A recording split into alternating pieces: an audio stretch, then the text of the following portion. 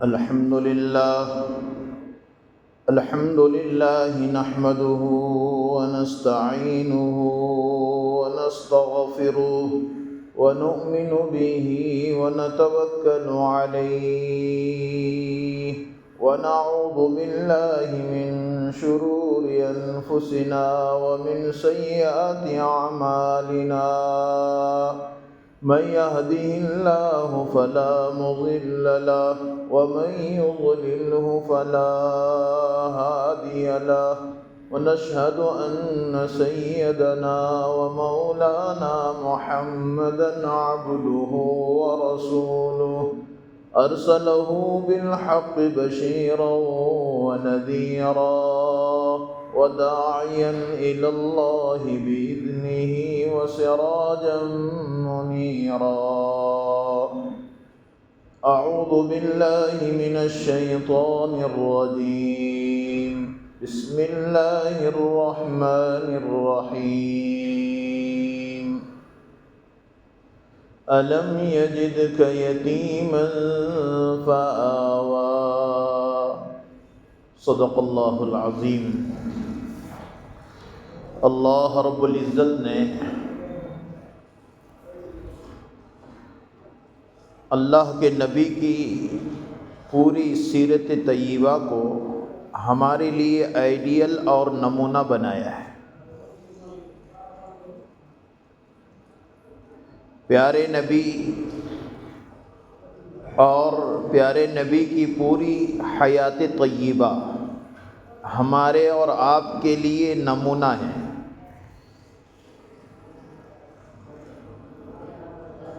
اور اس امت کی جو فضیلت ہیں کہ اس امت نے نبی کو نہیں دیکھا اور شریعت اترتی نہیں دیکھا، تو اس امت کی فضیلت بڑی ہوئی ہے. اس لیے ایک صحابی اللہ کے نبی کے پاس آئے اور آ کر کہنے لگے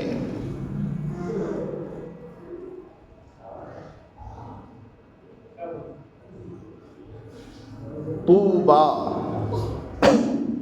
صحابی آئے اور اللہ کے نبی کے پاس بیٹھے اور کہنے لگے طوبیٰ لمن رآک وآمن بک.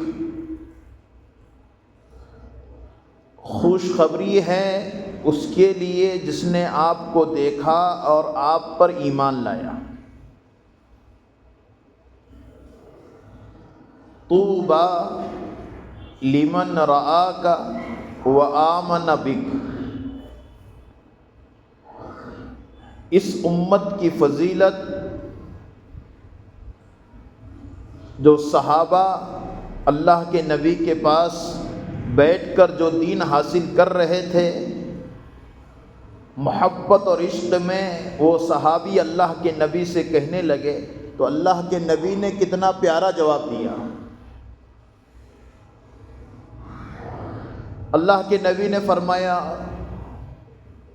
طوبیٰ ثم طوبیٰ ثم طوبیٰ. خوشخبری ہے اس کے لیے، پھر اس کے لیے، پھر اس کے لیے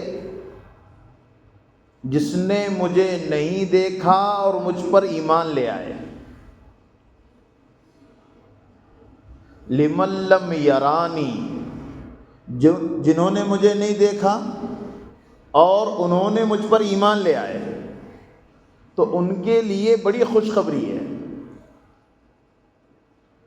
اللہ کرے کہ یہ فضیلت میرے اور آپ کے لیے ہو کہ ہم نے اللہ کے نبی کو نہیں دیکھا. قیامت تک کے آنے والے لوگ لیکن پھر بھی شریعت پر اور قرآن و حدیث پر عمل کر کے وہ جنت حاصل کر رہے ہیں. آج یہ سیرت جو ہمارے اور آپ کے لیے نمونہ ہیں، لیکن ہماری اور آپ کی طبیعتیں سیرت سے کتنی ہٹی ہوئی ہیں اور سیرت پر ہم کتنا عمل کر رہے ہیں. گناہ کو گناہ نہیں سمجھ رہے ہیں، اور گناہ کس کو کہتے ہیں یہ بھی تمام چیزیں ہمارے اور آپ کے نزدیک کیا ہیں اور ہم کیا سمجھ رہے ہیں۔ اس لیے اللہ کے نبی کی زندگی ہمارے اور آپ کے لیے نمونہ ہے۔ تو نمونہ کس اعتبار سے؟ اس لیے صحابی کی تعریف کسی نے پوچھی کسی تابعی سے، کہا کہ صحابی کون ہے؟ تو انہوں نے 2 لفظوں میں جواب دے دیا۔ صحابی کی تعریف 2 لفظوں میں کہ لا یخدع ولا یخدع، نہ دھوکہ دے نہ دھوکہ کھائے۔ صحابی کون ہے کہ نہ دھوکہ دے نہ دھوکہ کھائے۔ آج ہمارے اور آپ کے لیے مزاج بن گیا کہ ہم گناہ کو گناہ نہیں سمجھ رہے ہیں۔ گناہ کی جو چیزیں ہیں وہ ہمارے نزدیک بہت آسان بنی ہوئی ہے۔ اس وجہ سے انسان آج اللہ رب العزت کے سامنے اپنے آپ کو نماز پڑھنے پر، تھوڑا بہت کام دیگر ثواب کا کر لیا، اسی پر مطمئن ہو کر ہماری طبیعتوں کو ہم ایسی بنا رہے ہیں کہ ہم یہ سمجھ رہے ہیں کہ ہم اسی پر جنت حاصل کر لیں گے، اللہ اسی پر راضی ہو جائے گا۔ پیارے نبی کی ایک ایک چیز ہمارے اور آپ کے لیے نمونہ ہیں۔ جیسا گزشتہ کھانے کے اوپر بات ہوئی کہ اللہ کے نبی کا کھانا اور کھانے کی سنتیں، کہ آپ کو کون سی چیز پسند تھی؟ آپ جب دسترخوان پر بیٹھتے تھے تو آپ سیدھے ہاتھ سے اور 3 انگلیوں سے یہ کھانا کھایا کرتے تھے، اور کھانے کے شروع میں بسم اللہ، اور یاد نہ رہیں، بیچ میں یاد آئے بسم اللہ اولہ و آخرہ۔ کھانا کھانے کے بعد جو دعا پڑھا کرتے تھے وہ دعا ہم سب کو یاد ہے، لیکن ہم اس کا پڑھنے کا اہتمام نہیں کرتے۔ اگر گھر میں ہیں یاد آ جائے، یا پھر جماعت میں ہیں یاد آ جائے، لیکن کھانا کھانے کے بعد کی دعا بھی اللہ کے نبی پڑھا کرتے تھے، اور وہ کون سی دعا ہے؟ الحمدللہ الذی اطعمنا وسقانا وجعلنا مسلمین، یہ دعا ہے۔ کسی مہمان کے ہاں کھانا کھائے تو اس کی بھی سنت ہے، اللہم اطعم من اطعمنی واسقی من سقانی، یہ دعا ہے۔ اور مہمان کے لیے اور ایک دعا ہے، افطر عندکم الصائمون واکل طعامکم الابرار وصلت علیکم الملائکہ، کہ تمہارا کھانا نیک لوگ کھائے، تمہارے کھانے پر فرشتے درود بھیجے، یہ دعا ہے۔ اللہ کے نبی دسترخوان پہلے اٹھاتے تھے پھر خود اٹھا کرتے تھے، اس لیے دسترخوان پر ہاتھ نہیں دھونا ہے، کھانے کے بعد بھی ہاتھ دھونا ہے، لیکن آج اس کا اہتمام نہیں ہو رہا ہے۔ ہاتھ دھوتے ہیں، کتنا ہاتھ دھو رہے ہیں؟ پورا ہاتھ دھونے کا اہتمام ہو۔ اس لیے اللہ کے نبی صلی اللہ علیہ وسلم جو کھانے کی چیزیں ہیں، جیسا جو میسر آ جاتا تھا، اس وقت میں تو کوئی ایسے فیسلٹی نہیں تھی کہ یہ پکوان وہ پکوان، جتنے بھی دسترخوان پہ ہوتے تھے اس کو بہت آسانی سے اللہ کے نبی، کیونکہ بڑا مختصر کھانا ہوا کرتا تھا، کھجور، لیکن اس کے لیے بھی دسترخوان ہے۔ اس لیے کھانا جو بھی ہو جس سے پیٹ بھرتا ہو، اس لیے اب اس میں چائے آئے گی کہ نہیں آئے گی؟ چائے کوئی کھانا نہیں ہے، لیکن بیٹھ کر پینا یہ سنت ہے۔ ہر وہ چیز جو سنت طریقے پر ہیں سیدھے ہاتھ سے ہو، ہر چیز۔ بیت الخلاء میں ہم داخل ہو رہے ہیں تو وہ ایسی جگہ ہیں، اس لیے وہاں پر بائیں پیر سے داخل ہو جائے، نکلے تو سیدھے پیر سے نکلے۔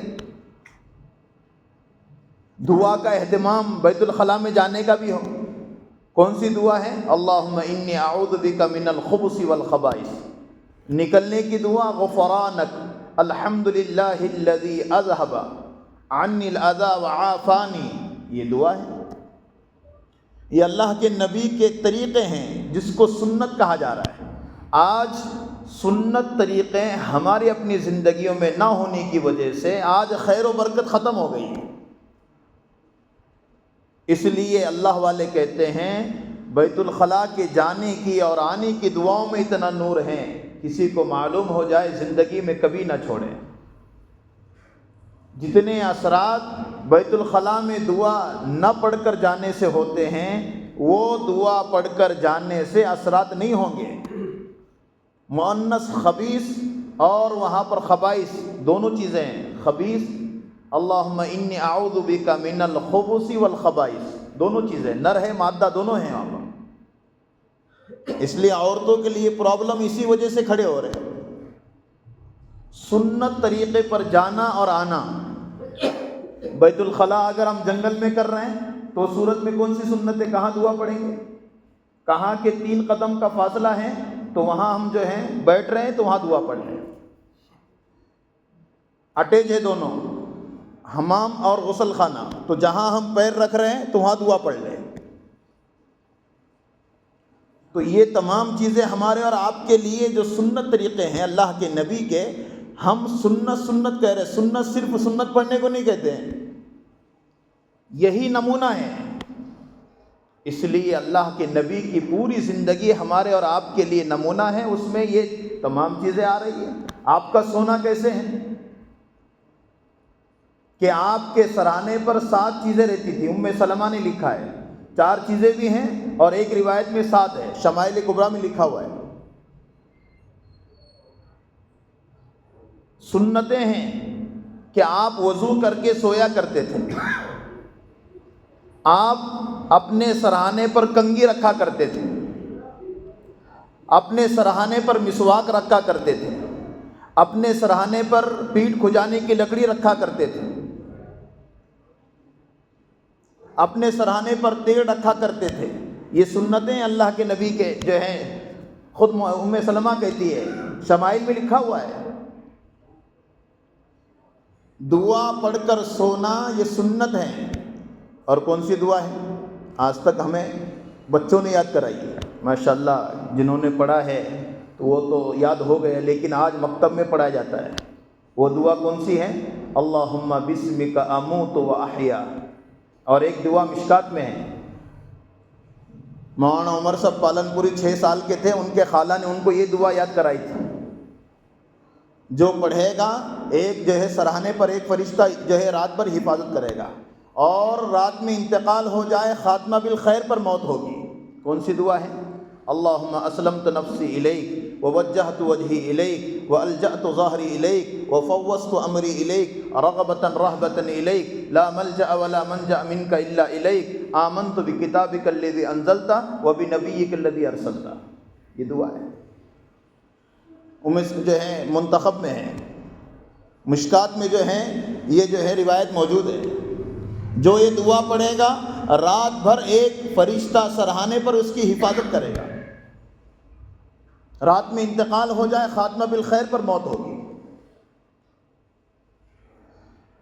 کیسا سونا؟ ایک کروٹ پر، سیدھا ہاتھ ہمارے گال کے نیچے ہو، اور جیسے ایک آقا کے سامنے غلام سو رہا ہے ایسا سو جائے، قبلے کی طرف ہمارا چہرہ ہو۔ سنت طریقہ تھوڑا جو ہے ادا کریں، پھر جیسا سونا ہو، نیند میں جیسی حالت ہو جائے واللہ عالم، لیکن ہم سوتے ایسا ہے کہ سونے کا جو طریقہ ہے اللہ کے نبی کے طریقے سے ہٹ گیا، اس لیے خواب گر رہے ہیں، شیطانی وساوس آ رہے ہیں۔ اس لیے سونا یہ اللہ کے نبی کی سیرت سے جیسا ثابت ہے ویسا سوئے، کہ اللہ کے نبی یوں کر کے سویا کرتے تھے، ایسا اپنے پیر کو سکیڑ کر، جیسا ایک آقا کے سامنے غلام سو رہا ہو۔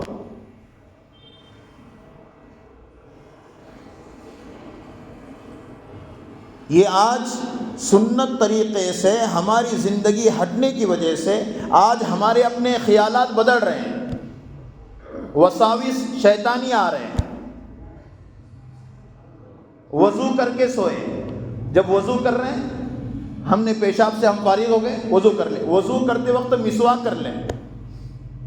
لوگ برش کر کے سوتے ہیں، دانتوں میں کوئی چیز نہ اٹکے، کڑکے ہو جائیں گے، دانت میں تکلیف ہو جائے گی، مسواک کر کے سو جائے۔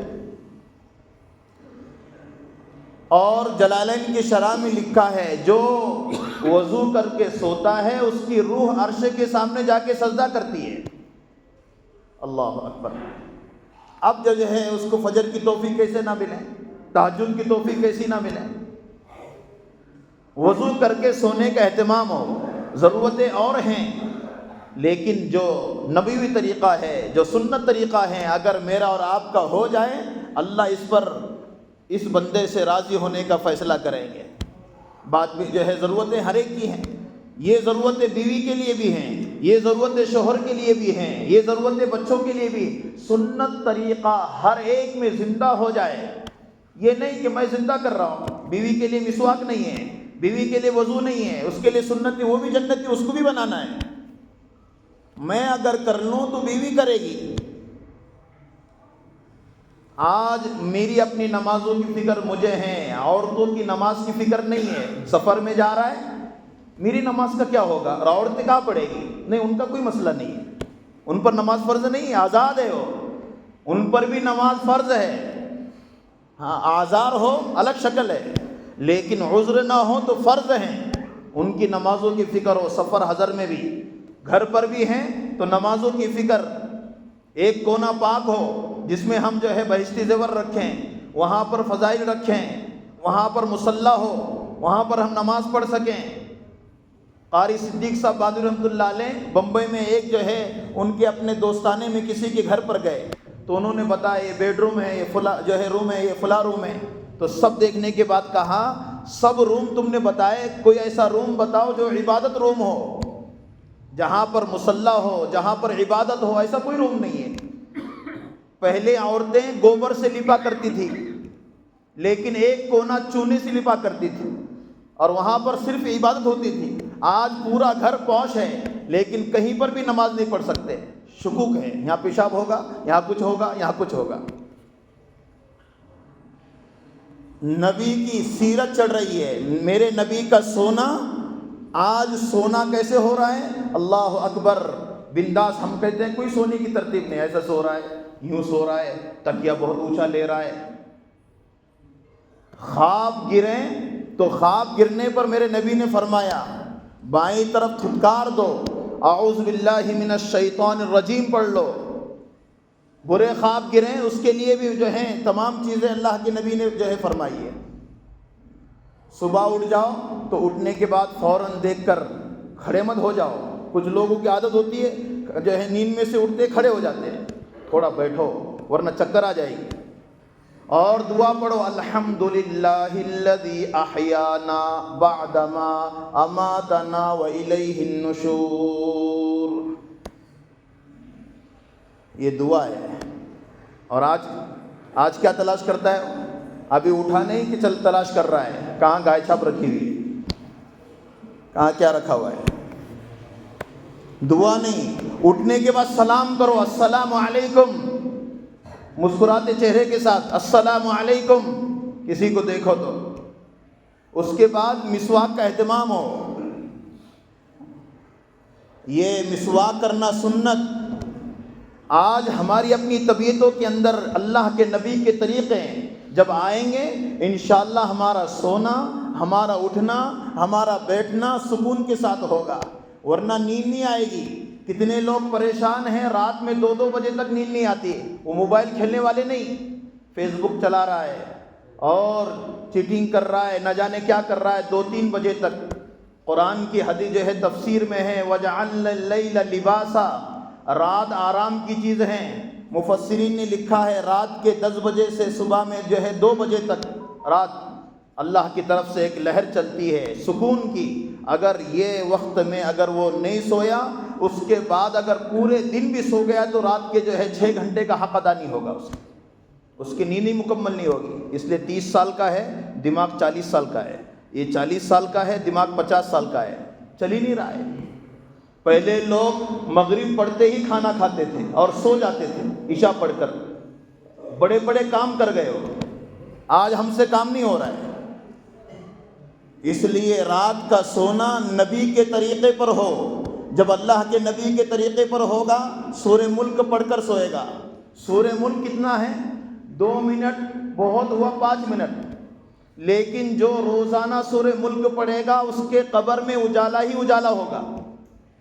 آج سورہ ملک پڑھنے کا اہتمام نہیں، موبائل چلاتے چلاتے گیم کھیلتے کھیلتے سو رہا ہے، بستر پر ہے گیم کھیل رہا ہے، موبائل ہاتھی میں ہے۔ اس لیے اللہ والوں نے لکھا ہے عشاء کے بعد سے لے کر فجر تک بلا ضرورت اگر کوئی موبائل کو ہاتھ نہ لگائے وقت کا ولی ہے وہ۔